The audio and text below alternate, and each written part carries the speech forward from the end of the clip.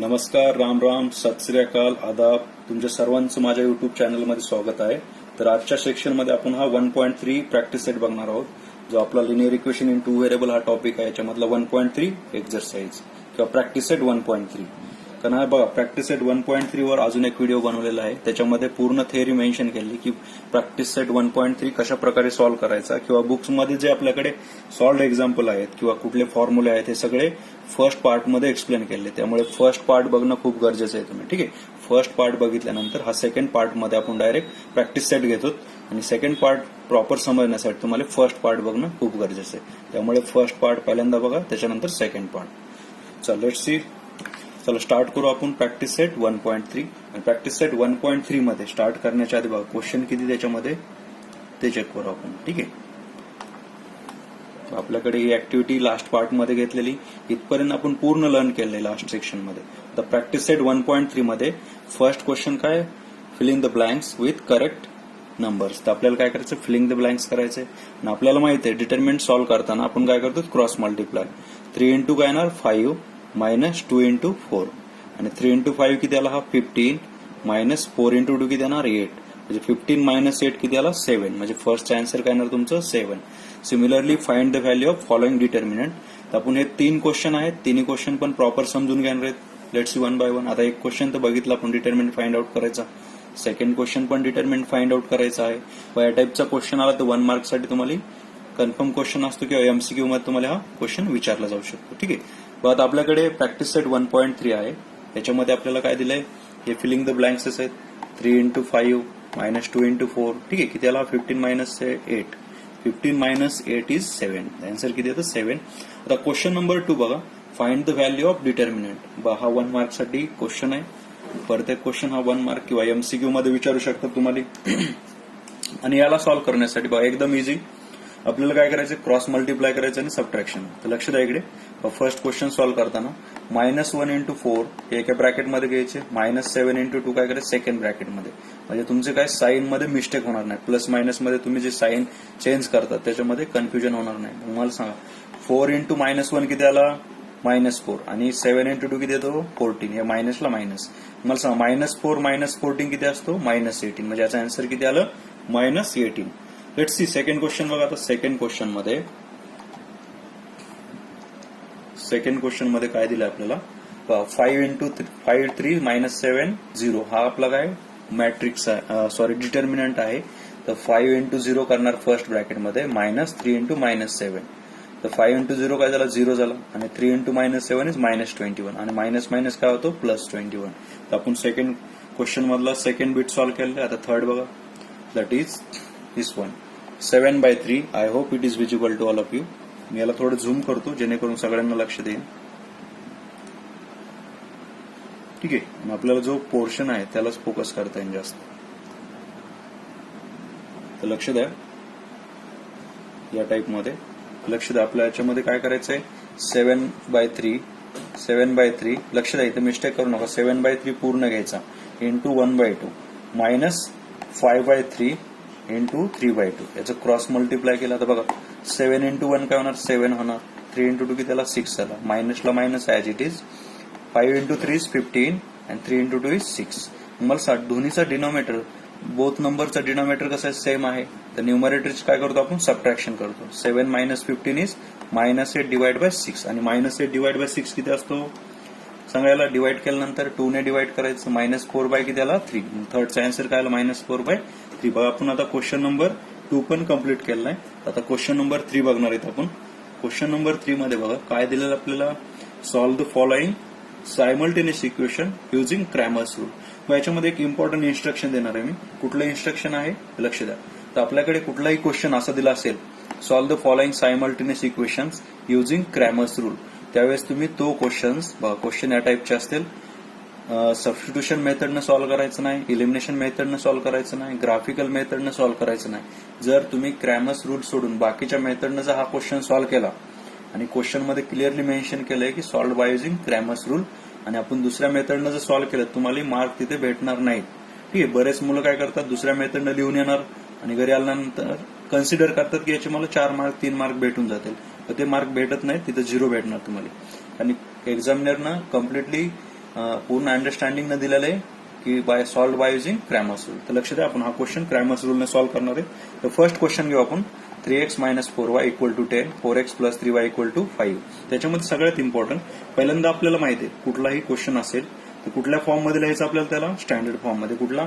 ax + by = c च्या form मध्ये. तर हा ऑलरेडी कशाच्या फॉर्म मध्ये आहे? ax + by + c च्या फॉर्म मध्ये. x प्लस म्हणजे x आहे, y आहे, देन कॉन्स्टंट आहे. ठीक आहे, याला इक्वेशन नंबर 1 दिला, इक्वेशन नंबर 2. त्याला कुठली? क्रॅमर्स रूल म्हणजे आपल्याला डिटर्मिनंट मेथडने सॉल्व्ह करायचे. तर आपल्याला डी कसं फाइंड आउट करतो आपण? डी फाइंड आउट करताना ठीक आहे, बाकीची गरज नाही लिहायची तुम्हाला. x1 b कम्पेअर करा, एबीसीची व्हॅल्यू कॅल्क्युलेट करा. ठीक आहे, तर वाटलं तर तुम्ही करू शकता. काय करू शकता बघा, इक्वेशन 1 आणि इक्वेशन 2 आर. त्याला काय करायचं? ax + by = c च्या फॉर्म मध्ये आहेत, बरोबर आहे. ax + by = c च्या फॉर्म मध्ये ऑलरेडी क्वेश्चन मध्ये दिले, तरी मी इथं लिहिले. ते एक क्वेश्चन प्रॉपर एक्सप्लेन करतो मी. Comparing the given equation with, आता हे दोन इक्वेशन कशाबरोबर कम्पेअर करायचे? a1x + b1y = c1 आणि a2x + b2y = c2. म्हणजे फर्स्ट इक्वेशन याच्याबरोबर, सेकंड इक्वेशन याच्याबरोबर कम्पेअर करायचे. तुम्हाला सांगा, फर्स्ट इक्वेशन याच्याबरोबर कम्पेअर केलं, इथला x चा कोएफिशियंट किती आहे? a1 आहे. इथला x चा कोएफिशियंट किती आहे? 3 आहे. म्हणजे a1 = किती येणार? 3. इथं y चा कोएफिशियंट b1 आहे, इथला y चा कोएफिशियंट -4 आहे. म्हणजे b1 = -4. इथलं c1 इथला काय कॉन्स्टंट काय? c1 आहे. इथलं कॉन्स्टंट काय? 10 आहे. म्हणजे c1 = 10. सिमिलरली a2 = 4 येणार, b2 = 3 येणार आणि c2 = काय येणार? 5. या टाईप मध्ये लिहिलं तरी खूप छान आहे. ठीक आहे, ऍडिशनल इन्फॉर्मेशन आहे, चांगलं आहे लिहिलं तर. ठीक आहे, याचे तुम्हाला बेनिफिट भेटून जाईल. ठीक आहे, एक्झामिनरला तुम्ही डिटेलमध्ये जर क्वेश्चन लिहिला तर त्याला मार्क देण्यासाठी कुठलाही प्रॉब्लेम येत नाही. आता लक्ष द्या, डी फाइंड आउट करताना काय घेतो आपण? आपला फॉर्म्युला काय? a1 b1 a2 b2 म्हणजे कोएफिशियंट ऑफ x y. तुम्हाला सांगा, a1 ची व्हॅल्यू किती आली? 3 आलेली. b1 ची व्हॅल्यू आली -4, a2 ची व्हॅल्यू आली 4 आणि b2 ची व्हॅल्यू आली 3. ही व्हॅल्यू पुट केली आपण, याचा डिटर्मिनंट फाइंड आउट केला. 3 × 3 किती येतो? 9 मायनस सेकंड ब्रॅकेटमध्ये -4 × 4. काही मुलं काय करतात? मिस्टेक करतात. इथं कुठली मिस्टेक करतात?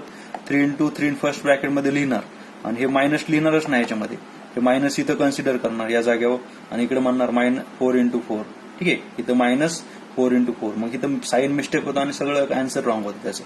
त्यासाठी इथं मायनस टाकून जे नंबर असतील ते ब्रॅकेटमध्येच इन्क्लूड करायचे. आता मला सांगा, मायनस इन ब्रॅकेट हा -4 × 4 आला. -4 × 4 किती आला? -16.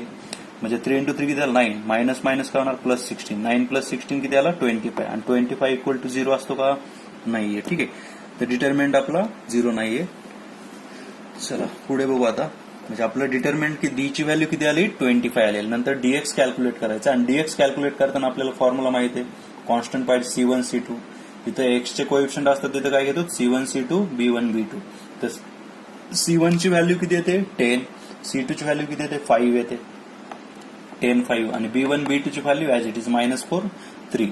इथं पण डिटर्मिनंट अप्लाय केला. 10 × 3 घेतलं फर्स्ट ब्रॅकेटमध्ये, मायनस सेकंड ब्रॅकेटमध्ये -4 × 5. त्याला सिम्प्लिफाय केलं. 10 × 3 किती आला? 30. Minus second ब्रॅकेटमध्ये -4 × 5. -4 × 5 किती येतो? -20. मग मायनस काय झालं बघा, इथे मायनस काय होणार? प्लस. 30 + 20 किती आला? 50. म्हणजे डीएक्स ची व्हॅल्यू किती आली आपली? 50 आलेली. आता पुढच्या स्टेपमध्ये बघा, डीवाय कॅल्क्युलेट करायचं आहे आणि डीवाय कॅल्क्युलेट करताना हा फॉर्म्युला आहे आपल्याकडे. एक्स चे कोएफिशियंट ऍज इट इज राहणार माझे, वाय चे कोएफिशियंट चेंज करणार. इथे काय घेणार? c1 आणि c2. b1 b2 इलिमिनेट करून c1 c2 घ्यायचा डीवाय कॅल्क्युलेट करताना. तर a1 a2 ची व्हॅल्यू किती येते? 3 4. बघा, a1 a2 ची व्हॅल्यू दिलेली आहे आपल्याला. a1 a2 ची व्हॅल्यू किती? 3 4 येते. आणि c1 c2 ची व्हॅल्यू किती आहे आपल्याकडे? इथे यूज केली c1 c2 ची व्हॅल्यू 10 5. म्हणजे आपल्याला डिटर्मिनंट काय भेटणार? That is 3 4 10 5. क्लिअर आहे? आता याच्यामध्ये पण डिटर्मिनंट अप्लाय करा. रूल्स कुठला आहे? That is cross multiply 3 × 5 -10 × 4. आणि 3 × 5 काय असतो? 15. क्लिअर आहे? आणि 10 × 4 किती आला? 40. मग 15 - 40 किती येणार तुमचं सांगा? 15 - 40 इज -25. लार्जेस्ट नंबरचं साईन निगेटिव्ह आहे. आपल्याकडे by applying Cramer's rule. Cramer's rule काय सांगतो आपला? x = काय फॉर्म्युला सांगा? x = dx/d, y = dy/d. मग dx ची व्हॅल्यू किती आलेली आपली? 50 आलेली. ठीक आहे, इथं dx ची व्हॅल्यू 50 आलेली आणि d ची व्हॅल्यू किती आली सांगा? d ची व्हॅल्यू 25 आलेली. इथं d ची व्हॅल्यू किती आली आपली? 25. dx किती आला आपला? 50 आलेला आणि dy किती आला? -25. तर बस त्या व्हॅल्यू आपल्याला इथं पुट करायच्या. x = dx/d. dx ची व्हॅल्यू 50, d ची व्हॅल्यू 25 आणि y = dy/d. dy ची व्हॅल्यू -25 आणि डी ची व्हॅल्यू किती येते 25. बस याला कॅल्क्युलेट केलं. 25 च्या टेबलमध्ये 50 आहे. 25 1 जा 25 इंटू 2. एक्स ची व्हॅल्यू 2 आली आणि ते 25 कॅन्सल झाले. वाय ची व्हॅल्यू -1. मग x comma y equal to काय येणार आपला, that is 2 -1 is the solution of given equations, given simultaneous equation. बघा याच्यामध्ये क्रॅमर्स रूलनं पण आपण एक्स वाय ची व्हॅल्यू कॅल्क्युलेट केली. I hope it is understand. हे समजलं असेल असं कन्सिडर करतो. फर्स्ट क्वेश्चन मध्ये काही डाऊट असेल तर तुम्ही क्लिअरली मला कमेंट करू शकता किंवा मेसेज पण करू शकता. माझा व्हॉट्सअप नंबर स्टार्टिंगला जे बॅनर येतं त्याच्यावर दिलेला आहे. चला सेकंड क्वेश्चन बघू आपण. ठीक आहे, क्वेश्चन नंबर 2. आता क्वेश्चन नंबर 2 मध्ये काय दिले बघू. It's here we have the question number 2. याच्यामध्ये पण बघा आता या केसमध्ये सगळ्यात इम्पॉर्टंट या टाईपचे क्वेश्चन आहेत. 4x + 3y - 4 = 0 and 6x = 8 - 5y.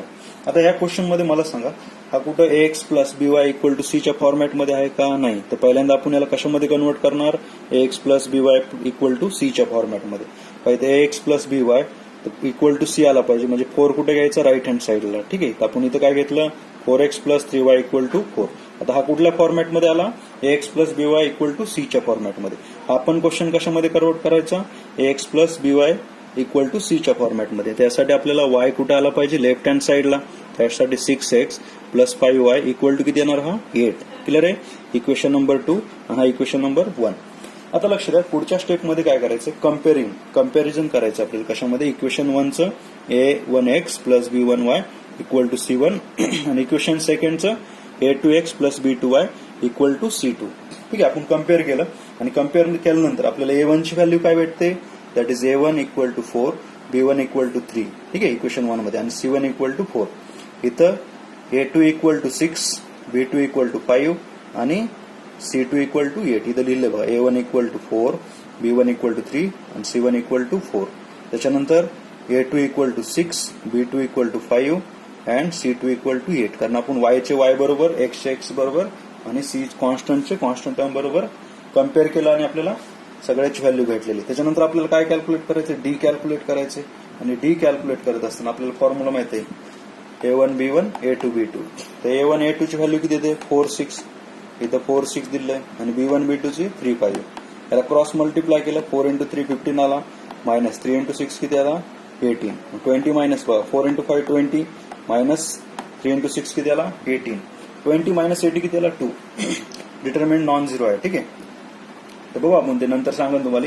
Determinant जर झिरो आला तर काय करायचं. तर डी ची तर व्हॅल्यू भेटली आपल्याला. नंतर आपल्याला काय कॅल्क्युलेट करायचंय, डीएक्स कॅल्क्युलेट करायचंय. डीएक्स कॅल्क्युलेट करताना फॉर्म्युला माहिती आहे, काय असला पाहिजे, c1 c2 b1 b2. तर c1 c2 किती, 4 8 आहे. ठीक आहे, आणि b1 b2 3 5. याचा पण डिटर्मिनंट फाइंड आउट केला, 4 × 5 20 आलं, मायनस 3 × 8 इज 24. ठीक आहे, 20 मायनस 24 किती येतो, -4. म्हणजे डीएक्स ची व्हॅल्यू किती आली आपली, -4. सिमिलरली डीवाय कॅल्क्युलेट करा. डीवाय कॅल्क्युलेट करताना a1 a2 घ्यायचा आणि c1 c2. हे पूर्ण एक्सप्लेन केले 2-3 वेळेस मी. a1 a2 x चे कोऑर्डिनेट, c1 c2 कॉन्स्टंट. कारण आपल्याला डीवाय कॅल्क्युलेट करायचं आहे. तर व्हॅल्यू पुट केली 4 6 4 8. मग सांगा 4 × 8 फर्स्ट ब्रॅकेटमध्ये, सेकंड ब्रॅकेटमध्ये 4 × 6. काय घेतले, a1 ची व्हॅल्यू घेतलेली, देन a2 ची व्हॅल्यू घेतली 4 6. त्याच्यानंतर c1 ची व्हॅल्यू 4, c2 ची व्हॅल्यू 8. क्रॉस मल्टिप्लाय केलं, 4 × 8 किती आला, 32. 4 × 8 इज 32, मायनस 4 × 6 इज 24. किती आलं, सबट्रॅक्शन 8. म्हणजे आपल्याकडे कशाची व्हॅल्यू आहे, डी ची आहे, डीएक्स आहे, डीवाय आहे. बाय अप्लाइंग क्रॅमर्स रूल काय द्यायचं आपण, x = dx/d, y = dy/d. मग dx ची व्हॅल्यू -4 आली, डिवाइड बाय डी ची व्हॅल्यू 2 आली, y = dy ची व्हॅल्यू किती आलेली आपली, 8 आलेली, आणि डी ची व्हॅल्यू काय ते 2 येते. बघा इथं dy ची व्हॅल्यू किती आली, 8 आली, dx ची व्हॅल्यू -4 आली. ती पुट करायची, सिम्प्लिफाय केला, 2 ने -4 ला डिवाइड केलं किती येतो, -2. आणि इकडे 8 डिवाइड बाय 2 किती येणार, 4. Therefore xy = -2, 4 is the solution of the given simultaneous equations. हे काय भेटलं आपल्याला, सोल्युशन भेटलेलं आहे. तर क्वेश्चन नंबर 2 पण झालेला आपला. आता क्वेश्चन नंबर 3 बघा.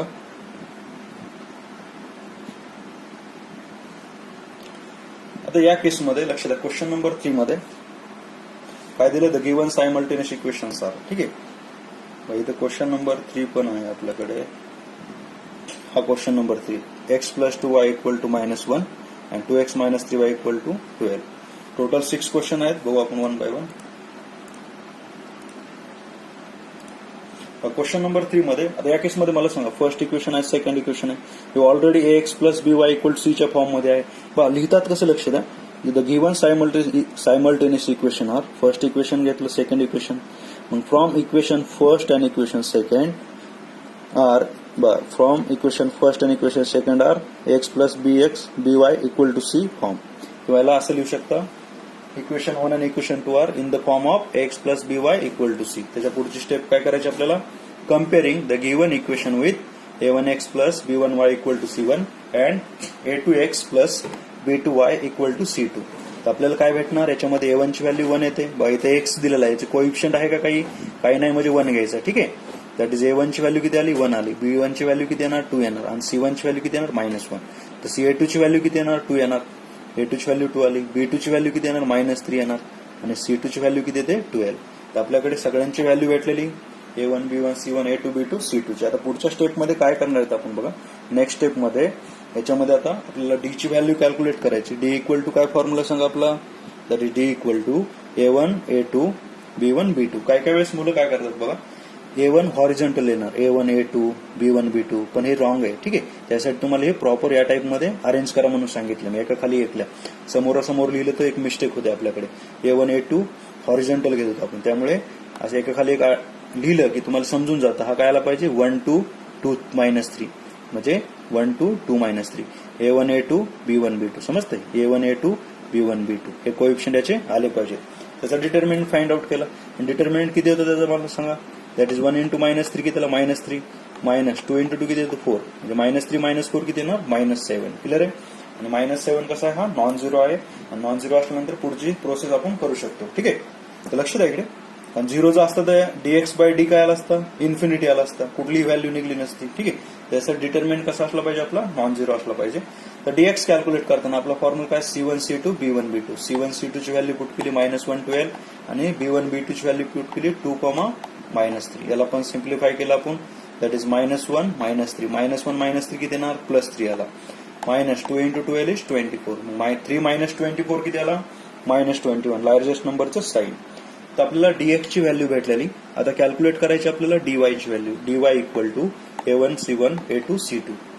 तर लक्ष द्या इकडे dy कॅल्क्युलेट करताना क्रॉस मल्टिप्लाय करा a1 a2 ची व्हॅल्यू 1 2 आहे c1 c2 ची व्हॅल्यू -1 12 आहे क्रॉस मल्टिप्लाय केल्याला किती आला हा 12 मायनस प्लस झाला हा प्लस बघा इथे लक्ष द्या 12 इंटू 1 किती येणार 12 मायनसला minus sign -1 into 2 is -2 that is 12 minus काय झाला हा प्लस झाला 12 प्लस 2 इज 14 म्हणजे आपल्याकडे dy ची व्हॅल्यू किती भेटली 14.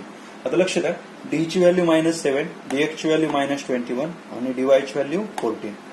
By applying Cramer's rule apply करून काय करायचं आपल्याला सॉल्व्ह करायचं x इज इक्वल टू काय येणार dx by D y is equal to dy by D x is equal to किती आला dx ची value -21 divide by -7 y is equal to dy ची व्हॅल्यू किती 14 डिवाइड बाय d ची value -7 मेरा minus हा प्लस झाला 7 इंटू 3 किती आला 21 x ची व्हॅल्यू किती आली 3 आली इथे हे मायनस न्यूमरेटरला गेलं 7 इंटू 2 किती येणार -2 ठीक आहे म्हणजे xy ची व्हॅल्यू किती आली 3, -2 is the solution of given equations. आता सिमिलरली आपल्याला काय करायचं क्वेश्चन नंबर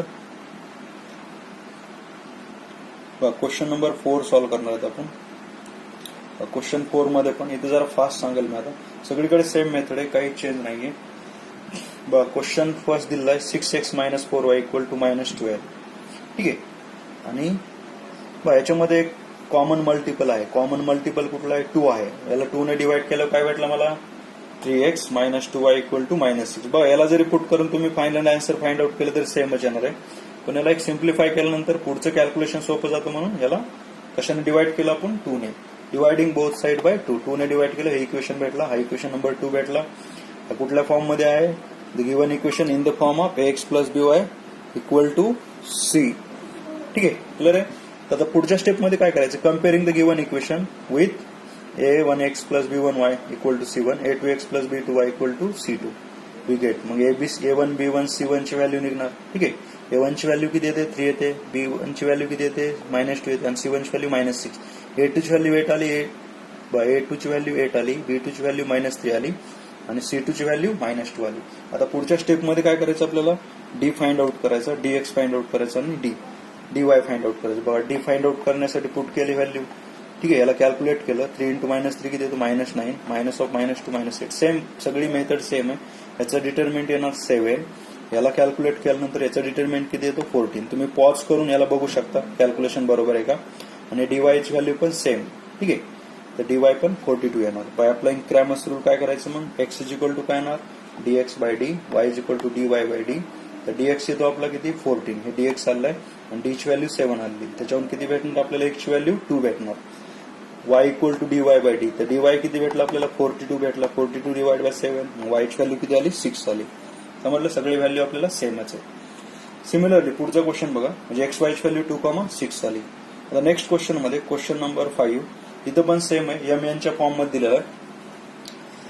इथं पण कॉमन मल्टिपल आहे. पहिल्यांदा चेक करा कॉमन मल्टिपल आहे का. कॉमन मल्टिपल आहे, 2 ने डिवाइड केलं. हे इक्वेशन नंबर 1, इक्वेशन 2 भेटला. Equation 1 equation R in the form of x plus किंवा am. आता इथं व्हेरिएबल कुठला आहे, m आहे, म्हणून am plus bn equal to c घ्यायचा फ्रॉम, ठीक आहे, इन द फॉर्म ऑफ. आता नंतर इथं बघा comparing the given equation with. आता याच्यामध्ये व्हेरिएबल कुठला आहे m, म्हणून इथं m घ्यायचं. That is a1m plus b1n equal to c1, a2m plus b2n equal to c2. याच्यावरून a1 b1 c1 a2 b2 c2 ची व्हॅल्यू कॅल्क्युलेट करायची. सेम इथं पण d काढायचा, dm काढायचा, dn. इथं बघा मुलं dx dy येतात, तर हे मिस्टेक करायची नाही. हे कॅल्क्युलेट करताना व्हेरिएबल m आहे, m घ्यायचा, ठीक आहे. बस d कॅल्क्युलेट केला, dm कॅल्क्युलेट केला, dn कॅल्क्युलेट केला. बाय अप्लाइंग क्रॅमर्स रूल काय करायचं मग, क्रॅमर्स रूल अप्लाय केला काय येणार, m equal to dm/d, n equal to dn/d. जसं आपल्याला x is equal to dx/dx घेतो, y is equal to dy/d, तसे तर m यूज करायचं, ठीक आहे. आता पुढच्या स्टेप मध्ये बघा,